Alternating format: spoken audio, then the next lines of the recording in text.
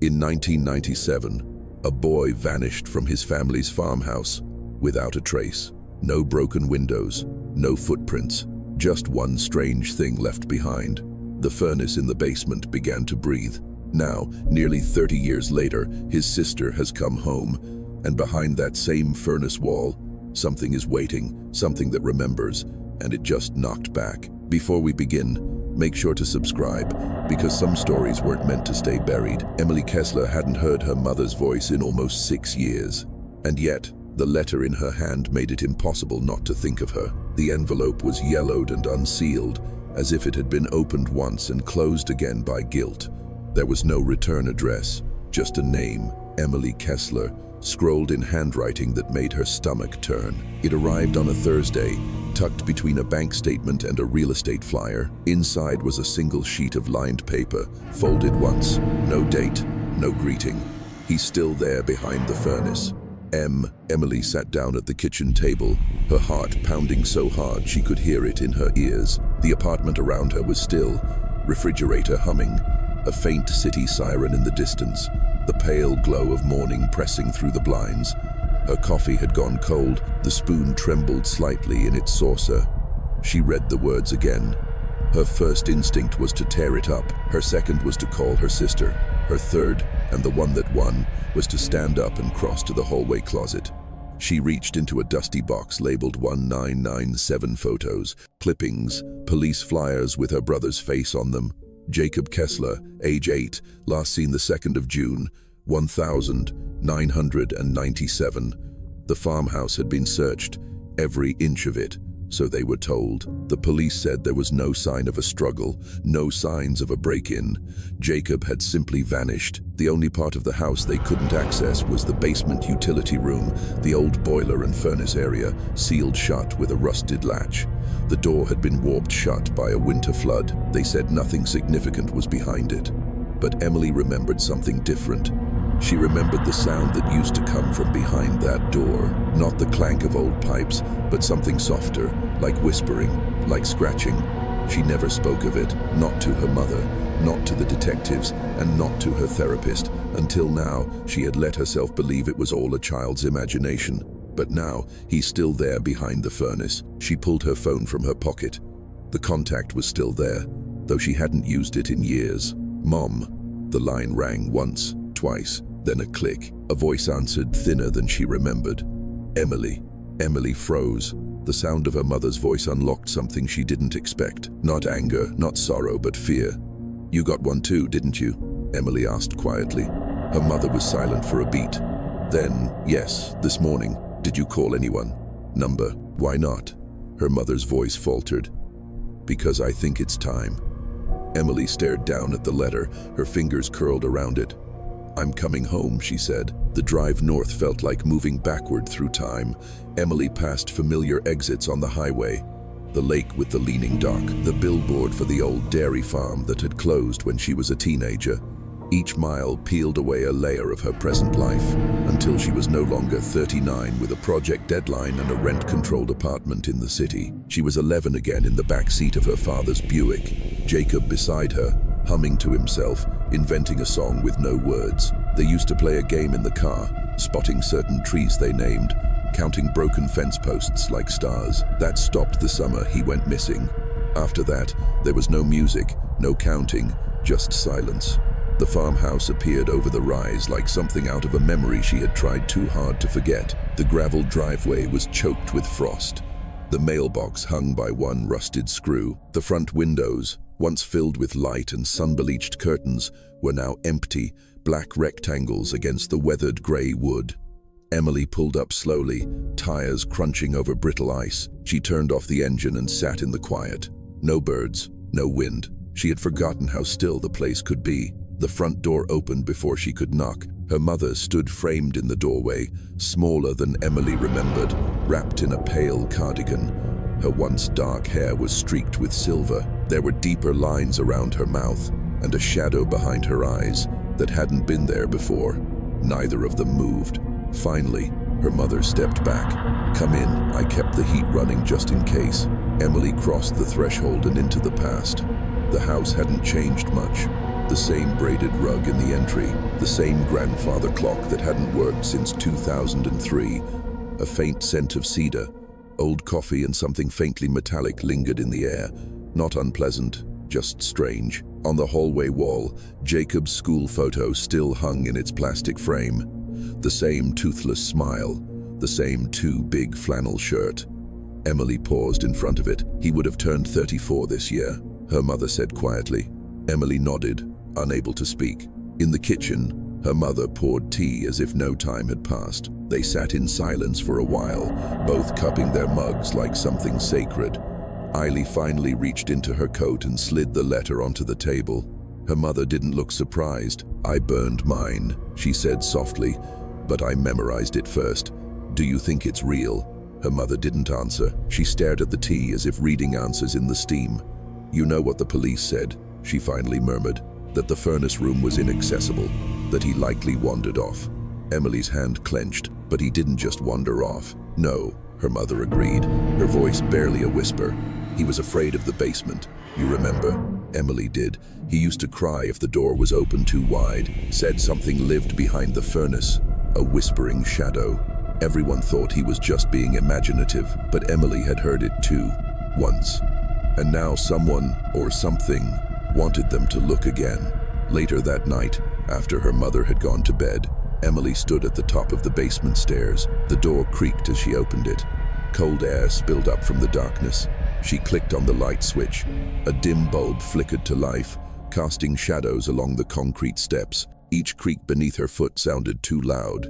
The basement looked untouched. Boxes, paint cans, a row of dusty Christmas decorations, and in the back corner, the furnace room door, still closed, still chained, still warped shut, like it had been swallowed by the house itself. Emily approached it slowly. There, on the wooden surface just above the handle, was something new. A single smudge like a child's fingerprint. Fresh. The next morning brought snow. Not much.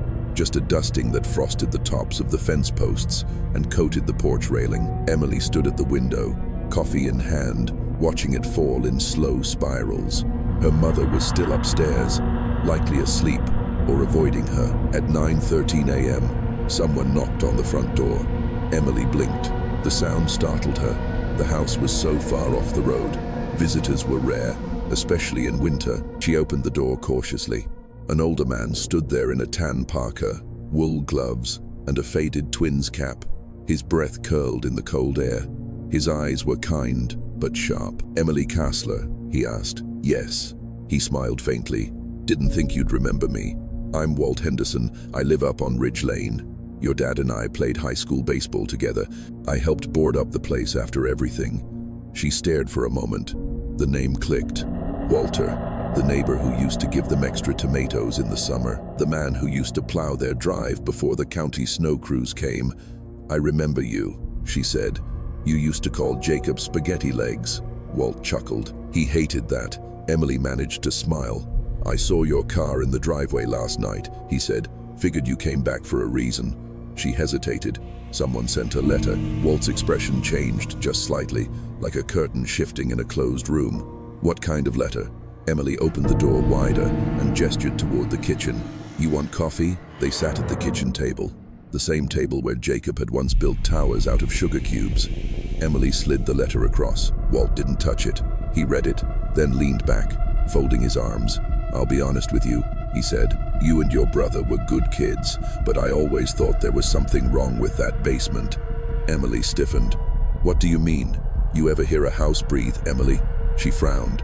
"Breathe. I know it sounds strange," he said, "but I used to help your dad with a furnace.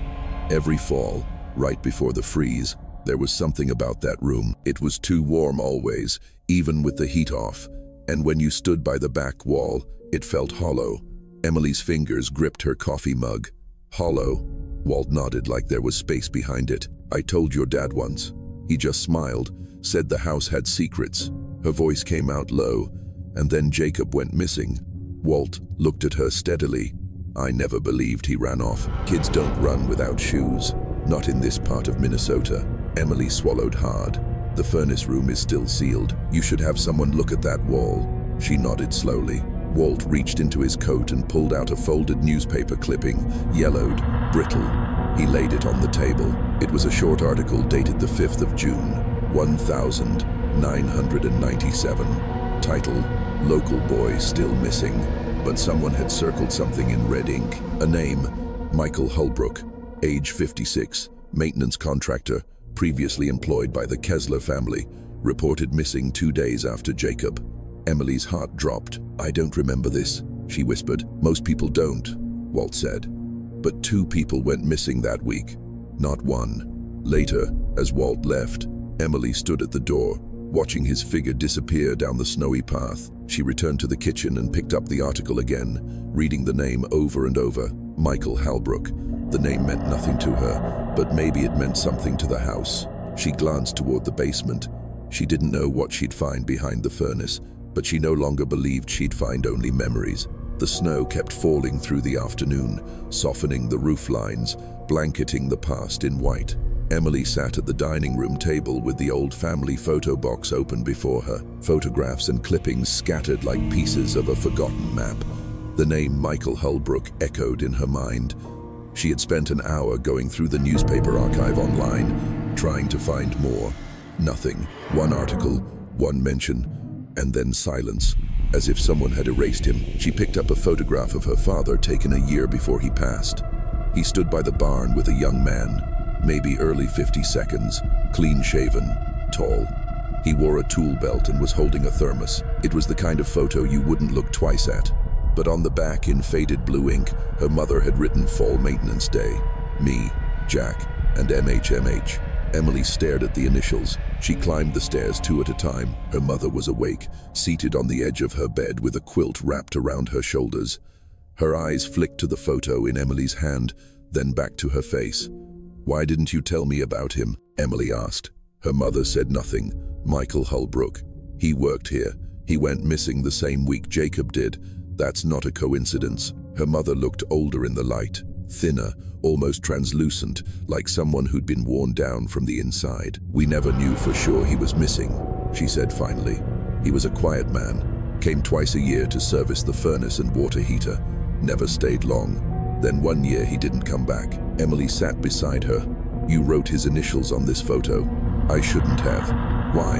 Her mother looked out the window. "Because I didn't want to remember what he said the last time I saw him." Emily waited. It was 3 days before Jacob disappeared. She said he came early, said something was off in the furnace room. Not mechanical, atmospheric. Said it felt like the house was breathing. Emily's chest tightened. Walt said the same thing. Her mother nodded slowly. "Your father laughed it off. Thought Michael was eccentric, but Michael wasn't the type to scare easy. That night, he came back unannounced, said he wanted to take another look. Jack told him no, said we'd wait until fall. And then Jacob," her mother, closed her eyes.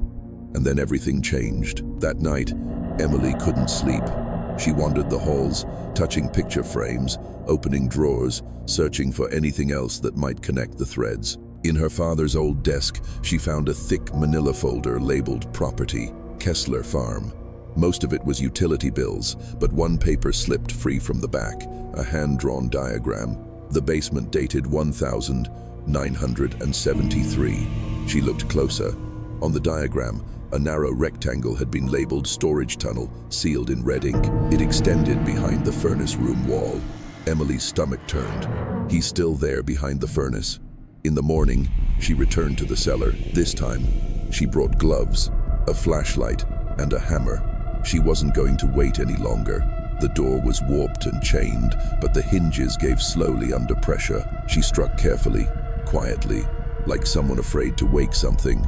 After 30 minutes of effort, the door cracked open with a reluctant groan. A wave of stale, warm air brushed her face. The furnace loomed ahead, cold now, dormant, pipes curled like iron veins across the ceiling. She stepped inside. The flashlight flickered, then steadied. The walls were lined with stone and brick, and in the far corner behind the unit was what looked like a patched-over segment of wall, square and uneven. She moved closer, her breath caught in her throat. There, barely visible in the dusty stone, were markings, scratched lines, faint impressions, as if someone had once tried to claw their way out. Emily's hand trembled as she lifted the light higher. There were initials in the dust. JK Emily didn't sleep that night. She sat in the living room, lights off, listening to the furnace hum through the floorboards like it always had.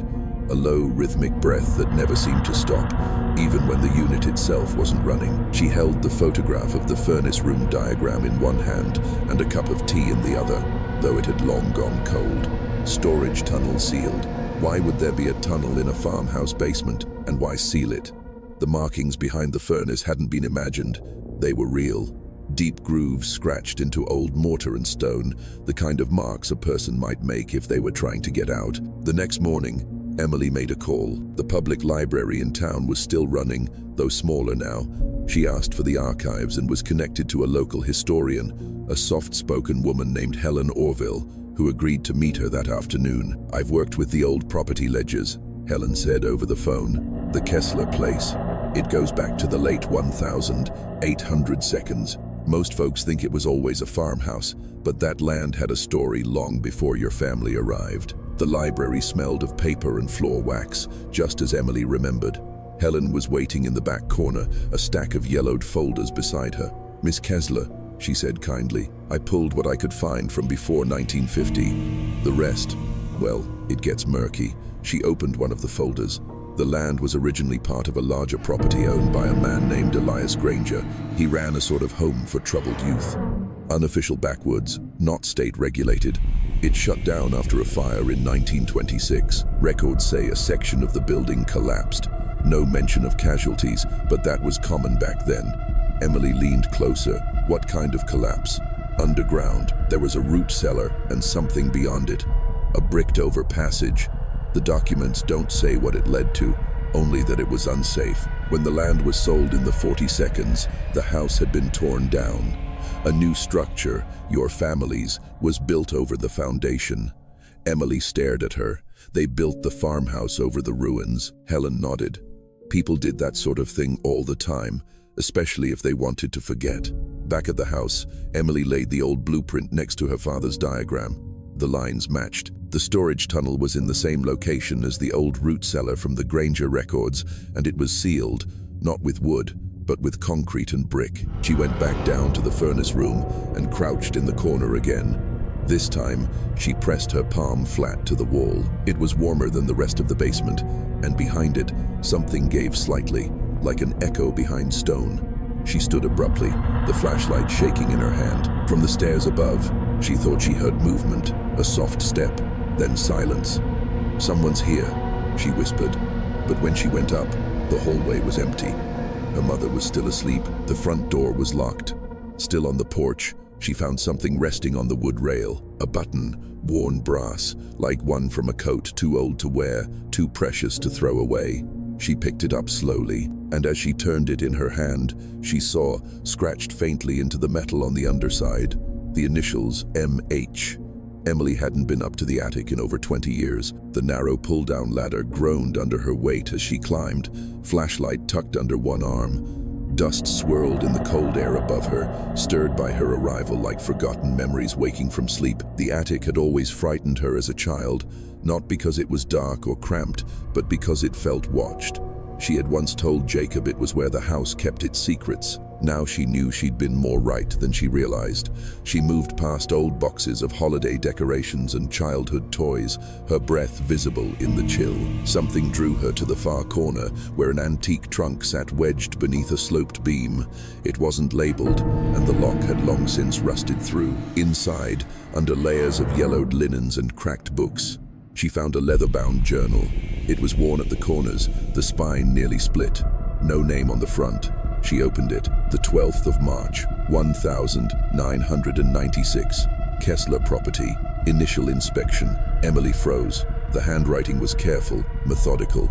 Mail. Basement. Utility room wall shows signs of expansion, not from moisture, from something else.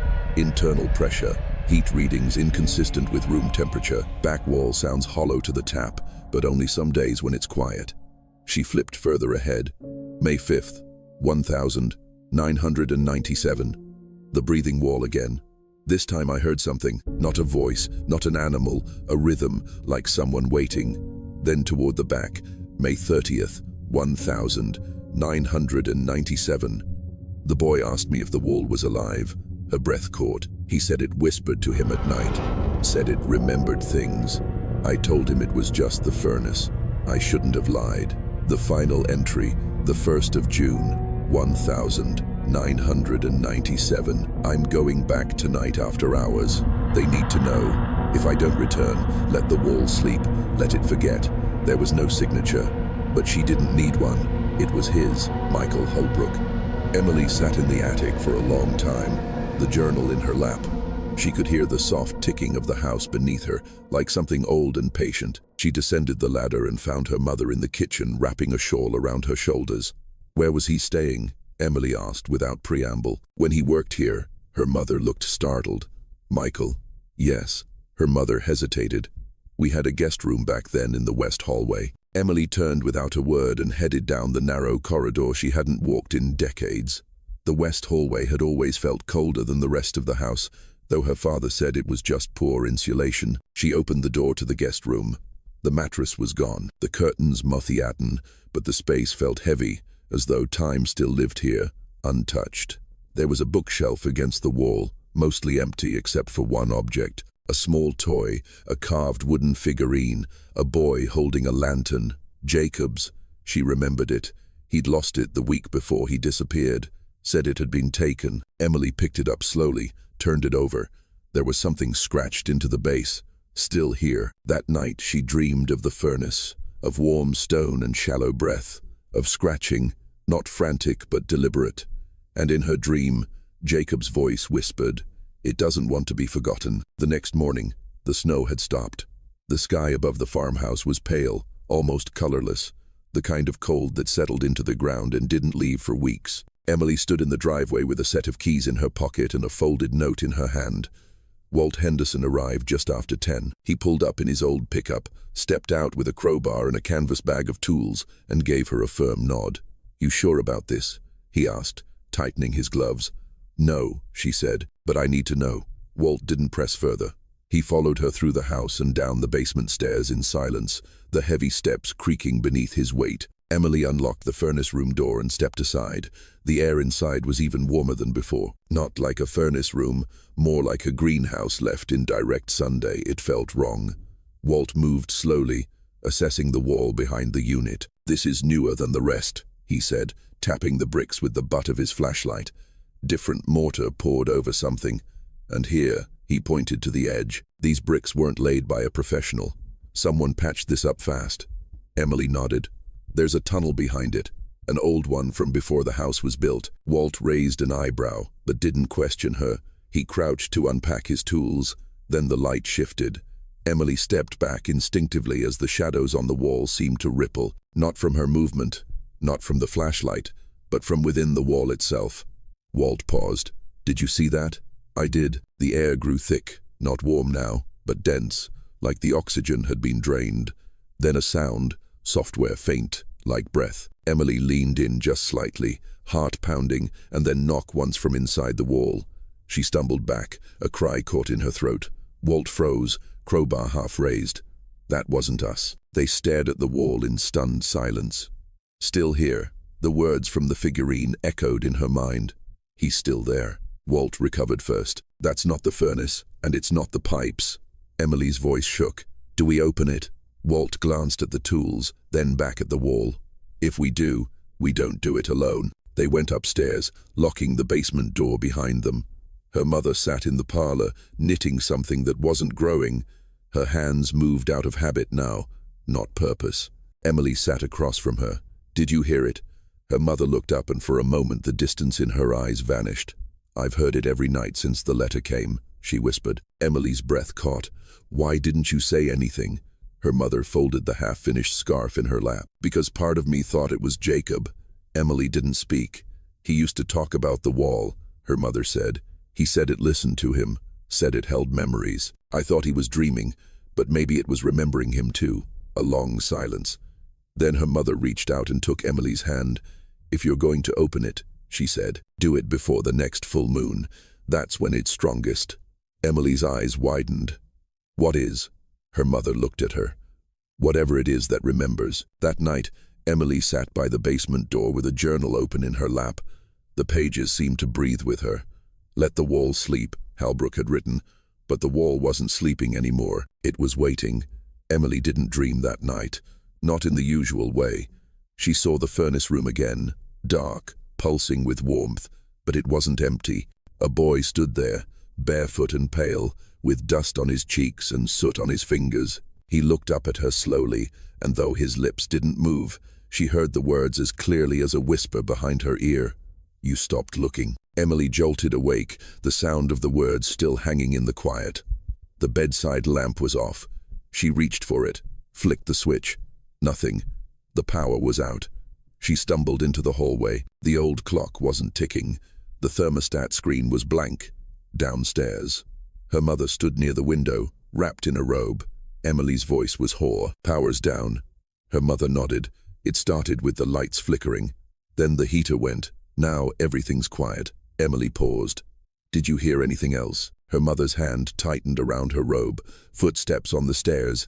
They both looked at the basement door. It was still locked. Still. But the silence in the house had changed. Not peace. Something closer to waiting. Later that morning, Walt returned with a headlamp, a thermal scanner, and 2 heavy-duty lanterns. "I brought salt too," he said, only half joking. "Just in case." Emily managed a smile, but it didn't reach her eyes. Together, they entered the basement again. The air was thick, heavier than before, like the walls were pressing in. The flashlight beam swam in the dark, picking out dust motes that floated unnaturally slow. Walt scanned the wall with the thermal gun, his brow furrowed. "It's hotter than the rest of the room. By a lot. Something's radiating behind it." "Like a furnace?" Emily asked. "Number. This isn't mechanical heat. This feels residual. Like the wall is remembering something warm." Emily shivered. They unpacked tools in silence. The first strike came slow. A crowbar wedged into the brick line. The mortar cracked. A sudden gust of warm air rushed from a hairline fracture strong enough to blow Emily's hair back. Walt dropped the tool. "That's not normal." The flashlight flickered. They both froze. Then footsteps light. "Upstairs." Walt whispered, "Is your mom home?" Emily shook her head. "She left to get groceries." They waited, breathless. Another step. Slow, deliberate. Then nothing. Walt grabbed the crowbar again. "Keep going," he asked. Emily looked at the wall at the fresh crack running through its center. Behind it, she could almost hear breathing again, but slower now, like something was aware of them, like it had woken up. She swallowed hard. "Yes," she said. "We open it." That night, Emily found her bedroom window open, though she didn't remember opening it. There, on the windowsill, sat the wooden figurine of the boy with the lantern. Its head had turned. Now it faced inward toward her. The next morning they began breaking through the wall in earnest. Emily and Walt worked in shifts, slow, deliberate strikes that chipped away the thick, uneven mortar. Every crack released a strange, stale warmth, and with it came the smell of old dust, dry earth, and something else, something sweet, like decaying wood soaked in syrup. Neither of them mentioned it. By midday, Walt dislodged a brick near the base, and behind it, for the first time, they saw it. Darkness. Not just a shadow, but a deep, unnatural void. Not the absence of light, but the presence of something older than silence. Emily leaned forward with her lantern. The beam revealed a short corridor, barely tall enough to crouch in, carved from rough stone. No finished walls, no bricks, just raw earth. She reached inside. Her fingers brushed something cool. She pulled it out slowly. A small metal object. Rusted. Twisted. A key, not modern, old, ornate, and hanging from it, rotted away to little more than threads, was the faint remnant of what once might have been ribbon. Walt held up the lantern and peered into the passage. "There's something else," he said, on the floor. He reached in and gently withdrew a small wooden box, no larger than a jewelry case. The lid was cracked. Inside, wrapped in waxed cloth, were teeth. Tiny, worn children's. Emily turned away, her breath catching. Not from shock, but from something deeper. Recognition. Jacob had lost a tooth the week before he disappeared. She remembered because he cried when she told him the tooth fairy couldn't come if he hid it under his bed instead of his pillow. They cleared more bricks. The tunnel beyond curved gently, vanishing into darkness. Emily wasn't sure how far it went, but something about the air told her it didn't go far. Not in distance, but in depth. She stood staring into it when her hand brushed the inside of the wall and caught on something rough. She turned her lantern on it, a message carved into the inner stone surface, nearly invisible unless lit from the side. Don't open it unless you're ready to leave something behind. Beneath that, JH 197. Emily stared at the initials. Not Jacob Kessler, JH, Jacob Hullbrook. She backed away slowly. Walt, she said, voice shaking. There were 2 Jacobs. That night, Emily couldn't sit still. She read the journal again and again. The way Hullbrook had described the wall as breathing, as aware. The way Jacob had described the tunnel to her the week before he disappeared. It hums at night, he had whispered. It wants stories. It wants to remember. She thought of the teeth, of the button, of the scratched initials written in a hand that didn't quite match Jacob's. There was a pattern, a memory loop. Whatever lived behind the wall, whatever had been sealed in long ago, it didn't take people. It kept them like pages in a diary. And now the wall had opened just wide enough to want one more. Emily waited until nightfall, not because she wanted to, but because something in her told her it had to be dark, that the wall behind the furnace only remembered clearly in the dark. Walt offered to stay, but she asked him to leave. She needed to do this alone. She descended the basement stairs with a lantern in one hand and the journal tucked beneath her arm. The furnace groaned softly beside her, not running yet, exhaling warm air like breath through unseen lungs. She crouched at the tunnel entrance. The carved message still lingered in her mind. Don't open it unless you're ready to leave something behind. The key from the box was tied around her wrist with a strip of linen. The other items, the teeth, the ribbon, the box, sat untouched on the worked. Emily crawled in. The tunnel was narrow, just wide enough to move through on hands and knees. The walls were packed earth and ancient stone, and they smelled of old wood and heat, like the inside of an attic no one had entered in decades. The darkness deepened behind her. The farther she went, the warmer the air grew. Not like furnace heat, but living warmth, like a body pressed close to hers. She could hear her own breath, and beneath it, a hum, a low sound, toneless yet aware. Then she reached it. The tunnel opened into a small hollow chamber, no taller than a child. Emily sat back on her heels, lantern raised. The walls were covered in names, etched by hand, dozens of them, some in careful script, others rushed, almost frantic. Some were half-finished.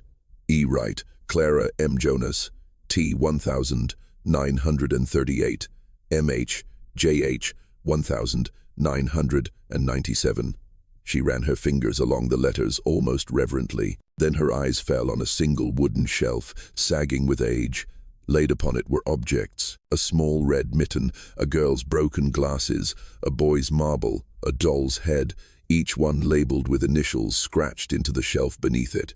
Memory tokens, a room of what was left, and in the corner, tucked behind a faded music box, was something that didn't belong. A photograph slightly curled at the edges, a girl standing in the field behind the Kessler house, no more than 11. Her Emily Kessler. Someone had placed her photo here long ago. A sharp sound behind her made her freeze. The hum grew louder, not from the walls, from inside her.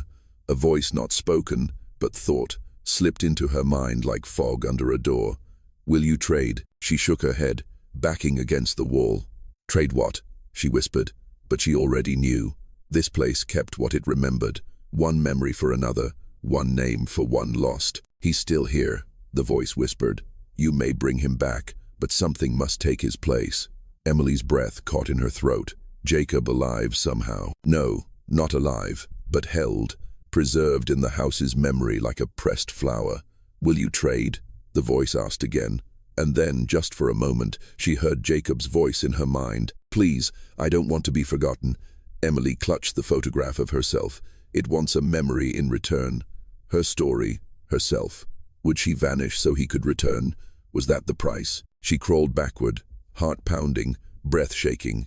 The tunnel seemed longer now, the hum louder, the warmth suffocating. But she emerged into the furnace room again, sweat on her brow, hands trembling. The wall was unchanged, the chamber behind it, sealed now, somehow.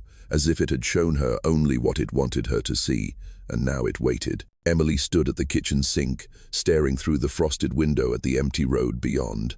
The house was quiet again, but not peacefully so. It was the silence of something that had made a request, and was now waiting for an answer. Her fingers still trembled from the crawl through the tunnel. She had washed them twice, but she could still feel the dust beneath her nails, still smell the stale warmth in her hair. "Will you trade?" She couldn't stop hearing the question. It had been more than a whisper. It had felt like a presence pressing into her thoughts, folding around her name. Behind her, her mother entered the kitchen, wrapped in her winter shawl. "I need you to tell me the truth," Emily said without turning. "All of it." Her mother paused, then pulled out a chair and said, "The night Jacob disappeared," Emily said softly. "It wasn't just a night he wandered off, was it?" Her mother was quiet for a long time. The refrigerator clicked off. A distant wind pressed against the siding of the house, rattling it gently. Finally, her mother spoke. "No," she began slowly, as if the words had been kept in a room that hadn't been opened in decades. "Your father," she said. "He found the tunnel first, before Jacob ever mentioned it." Emily turned. "He never said anything. He didn't want to. Said it was probably an old root cellar, but something bothered him. Something about the heat coming from that wall and sometimes the noise." Her mother rubbed her hands together. Then Jacob started hearing things, saying the wall talked to him, that it told him stories, that it remembered things people forgot. Emily felt cold again, deep in her chest. "He said there were names inside."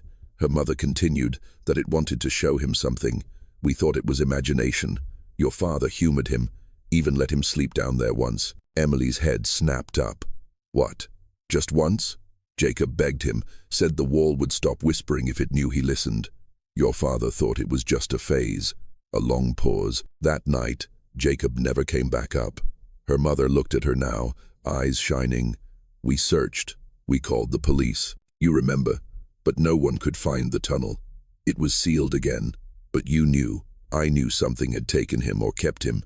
And then one day, a man showed up, Michael Hullbrook. He said he'd been to the house years before. Said he'd heard about Jacob and wanted to help. He said the house kept memories and that it asked for them in return." Her voice broke. "He said we could have Jacob back, but someone else would have to take his place." Emily stared. "You didn't, Number," her mother said firmly. "We didn't agree. We begged it to release him, but the house went silent. The wall sealed again. Michael, he disappeared and you never told me."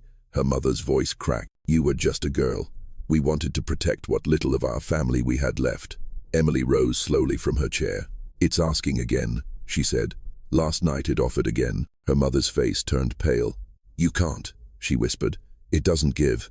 It replaces." Emily walked to the doorway and looked toward the basement stairs. "I think it remembers me now," she said quietly, "and I think it's asking me to choose this time." That night, she sat alone in her childhood bedroom with a journal in her lap and Jacob's figurine beside her on the nightstand. It no longer faced the window. Now it pointed directly at the door. The furnace hummed faintly through the floor. The house was listening. Emily couldn't sleep. The hum of the furnace vibrated through her mattress, a low pulse that matched her heartbeat. The figurine on her nightstand hadn't moved again, but she no longer believed it needed to. The house knew her now. It had waited. It had watched, and now it had asked. She rose before dawn and lit a candle. The power still hadn't come back, though no other houses in town had reported outages, just hers. She pulled out an old notebook and sat at the desk by the window, the flame flickering beside her, and she began to write. "Dear Jacob, I don't know if you'll ever read this or if the house will let it find you, but I need to try. You've been gone a long time. Long enough that people stopped asking. Long enough that some forgot you were ever here. But I didn't. I never stopped listening for your footsteps on the stairs. I used to blame myself for not staying with you, for not telling Mom and Dad that something about the basement wasn't right. But I was just a kid, and so were you. You were curious, brave, always trying to understand things no one else could. Maybe that's why it noticed you. Maybe that's why it chose you. But here's the truth. You are not forgotten. I remember the way you laughed when your glasses slipped down your nose. I remember how you collected those weird coins from cereal boxes. I remember you used to say the furnace sounded like a sleeping dragon. I remember you, Jacob. And if memory is what the house wants, if it feeds on remembering, then it already has everything it needs. So, I won't trade myself. I won't give you up. And I won't let the house take another name just to fill its hollow rooms. But I will give it this. I give it every memory I have of you. Everyone. She folded the letter and pressed her thumb to the seal. Then, carrying only her lantern and the paper, she descended into the basement. The furnace room felt warmer than ever. The tunnel behind the brick still gaped open like a mouth waiting for its next breath. Emily knelt beside it. She whispered, "This is yours now," and slid the letter into the opening. The air changed. The hum stopped for the first time in weeks. The silence wasn't heavy. It was listening. Then a sound from deep within the tunnel. A soft shuffle, a sigh, and then a voice. Faint, dry, but real. "Emily," she gasped. The voice was older, tired, but it was his. "Emily, I remember." She leaned forward, hands trembling. "Jacob." The silence returned, but this time it was not emptiness. It was peace. She turned back toward the room. On the furnace floor now sat something that hadn't been there before. A coin, plastic, red, from a cereal box. Jacob's. Emily didn't speak of the voice to her mother, not yet. She kept the coin in her pocket, a piece of childhood plastic now heavier than anything she'd ever held. She turned it over again and again that morning, unable to stop herself from wondering, had Jacob sent it? Or had the house returned it? Walt came back by midday carrying a bundle of rope, a portable heater, and a weary expression. "You're pale," he said, setting things down by the door. "You sleep at all?" Emily shook her head. "It spoke to me last night." Walt paused. I don't know what else to call it, but I heard my brother's voice. He said he remembered." Walt frowned. "That tunnel's more than a tunnel. You know that now, right? It's not just old stone. It's a memory," she finished. "It's a memory that doesn't forget." They descended into the basement. The air again oddly still. The furnace was silent now, cold. The heat had moved elsewhere. The tunnel was different, wider, no longer cramped and clawing. It had opened. Walt stared into it. "It's like it wanted us to come back." They entered together. The dirt walls gave way to smooth stone. The air was warm, but dry. The strange hum had softened, not gone, but calmer, like a heartbeat returning to rest. The chamber beyond hadn't changed, not in shape, but it had grown. New shelves lined the walls, new names, and beneath one shelf, Emily froze. Her name E. Kessler. Beneath it, not a toy, not a ribbon, a page torn from her letter. Only a single sentence remained. "You are not forgotten." Walt stepped beside her and looked down at the floor. "Emily," he pointed. She turned. In the center of the room, someone had placed something gently in the dust. A pair of worn, child-sized sneakers. Familiar. One of the laces was tied in a knot the way Jacob always did. His dragon loop, he called it. Emily dropped to her knees, a hand trembling as she reached out to touch them, still warm, as if only recently worn. Then she noticed it, a faint outline in the dust behind them. Footprints small, bare, leading, deeper. "I think he's still moving," she whispered. Walt glanced around. "You think he's alive?" Emily shook her head. "Not like we think, but something of him is still here, and he's trying to show us something." They followed the prints carefully down a smaller tunnel, just wide enough to crouch through. The path twisted once, twice, then opened into a stone hollow with only one object inside. A wooden door, old, warped, no frame, no handle, just a door standing upright in the dirt, carved across the grain, barely legible. Below the name, "Memory Waits." Walt whispered, "You think this is it?" Emily nodded, but she didn't move to touch it yet. Something beyond the door stirred, not threatening, but guarded, as if the house wanted to make sure she was ready before it showed her what had never been meant to be seen. The door had no knob, just wood, smooth, pale, slightly glowing with age, as if time had worn it gently, not harshly, as if even the years had known to tread softly here. Emily stood before it, her fingers hovering inches from its grain. Walt waited behind her, silent. He didn't ask if she was sure. They both knew this moment had been waiting since 1997. She pressed her palm to the wood. Warm, it opened not with a creak, but a hush like pages turning in a forgotten book. And beyond it, light, not bright, but soft, gold, dusted, like early morning sun, filtered through memory, the kind of light that knew how to be gentle with grief. Emily stepped through. It was a room familiar, yet impossible, a recreation of Jacob's childhood bedroom, down to the crooked poster of a spaceship on the wall, the cracked globe beside the bed, the drawer that never fully closed. The colors weren't exact, but her memory filled in the blanks. And there, sitting cross-legged on the floor, was a boy, small, barefoot, hair tousled, the same way it always had after sleep. He turned and smiled. "I am." Her knees gave, and she dropped to the floor. Jacob. He looked older and younger all at once, his face still round with childhood, but his eyes, they held years. She tried to speak, but her voice failed. He tilted his head. "You wrote me a letter." I did. It helped. The wall doesn't whisper as much now. It listens." She moved closer. "How are you here? Why are you still?" He looked down at the floor. "I stayed. When the door opened that night, I thought I was supposed to. I thought it wanted stories. You were a child, so were you." He looked up again. "The house didn't want to hurt us. Them. It just wanted to remember. It was built from memory. It keeps what people forget." Tears blurred her vision. "I didn't forget you. I know. That's why it let you in." She looked around. "Is this where you've been all these years?" "Part of me," he said. "Part of me is still where I left it." He reached behind him and lifted something from the floor. Her old necklace, the one she'd buried in the yard when he disappeared. A little charm shaped like a book. "I kept this," he said softly. "It reminded me of you." She took it slowly, holding it like it might vanish. "Jacob, can you come back?" He paused. The walls around them flickered, not visibly, but in feeling, a memory shifting under pressure. He shook his head. "Not the way you hope," but he said, "You can let me go." Emily's breath caught. "I don't want to lose you again. You didn't lose me. I'm here. I'll always be here. In the stories you kept, in the memory you gave." He touched her hand gently. "Tell them about me, not just how I left, but who I was." Behind them, the door pulsed once with golden light. The room around them began to fade, not violently, but gently, like mist burning off in morning Sunday. Jacob's smile didn't falter. "Time to let the house forget." Emily swallowed hard.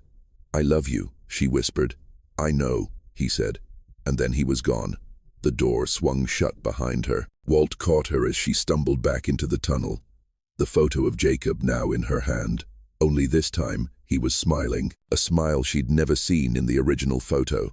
The photo remained warm in Emily's hands as she and Walt sealed the tunnel. No bricks this time, just a wooden frame and plaster, enough to hold back the memory, enough to close the passage gently, not violently. The house didn't resist. In fact, it felt quieter, as if it had taken a deep breath and finally exhaled.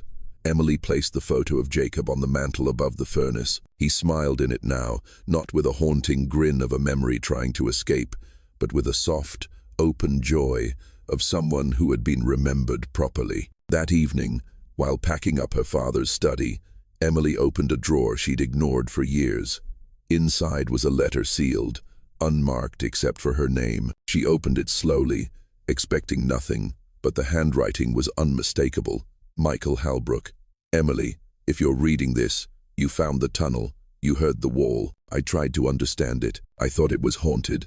Then I thought it was sacred. Maybe it's both. Maybe it's neither. The house doesn't hold ghosts. It holds grief. It cradles what people were too afraid to carry. But you've done what no one else did. You listened without asking for anything in return. I couldn't save your brother, but you have. Not by pulling him back, but by letting him go. That's what the house wanted all along. Not a trade, a memory spoken aloud. Thank you, M.H. The next morning, Emily walked through the house one last time. She stood in Jacob's old room, sunlight slanting through the dusty blinds. The wind outside stirred the trees just enough to make them whisper against the windows. She whispered back, "You're free." Then she turned off the lights, locked the door, and stepped into the morning. Epilogue.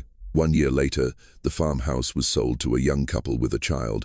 They never opened the furnace room, and when their little boy asked who the smiling boy in the old photo was, the one left on the mantel, his mother simply said he was someone who loved stories and someone who was loved very much. The boy smiled, and the house stayed silent, but not empty, just at peace. Some houses hold echoes. This one held a boy, and now that he's remembered, the house can finally rest. If you believe some stories deserve to be told, subscribe, because silence should never bury the truth.